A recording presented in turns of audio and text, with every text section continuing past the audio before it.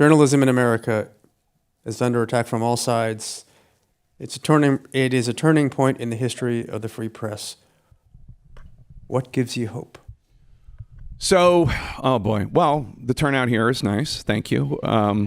What gives me hope? What gives me hope is, well, let me tell you what I'm scared of first, and then I'll tell you what gives me hope, because it's going to take me a little longer to come up with the positive.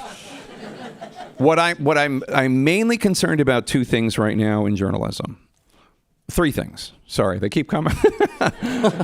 You want a reassuring answer, and I'll get there, I promise. Okay, the first thing I'm worried about is I'm worried about people siloing themselves in information that reaffirms only that which confirms their beliefs.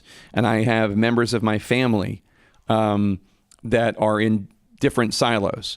Not my immediate family, I should state. My wife and my kids we're cool. But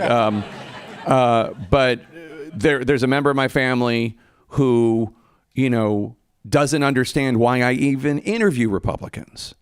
And I say, Dad,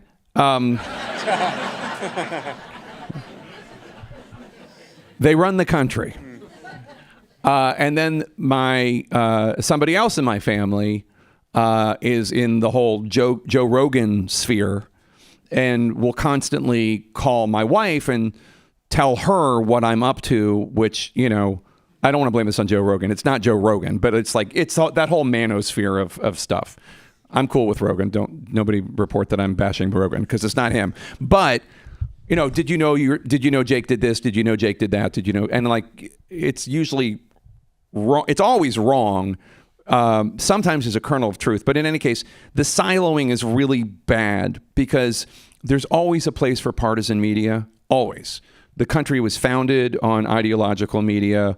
My favorite journalist in American history, Benjamin Franklin Bache, ran a paper that was anti-federalist, and he lambasted George Washington and John Adams. I love it. But it can't be your primary source of information. NPR, CNN, New York Times, Boston Globe, these are places that try to be fair and balanced and try to get it right. So that's one. I'm going through it's just one of three reasons I'm scared. Okay, so that's one. Two, the oligarchs taking over the media terrifies me. And it has not affected me yet, but I don't know how long I'm going to be untouched by it. And then third, we need to reach you guys where you are.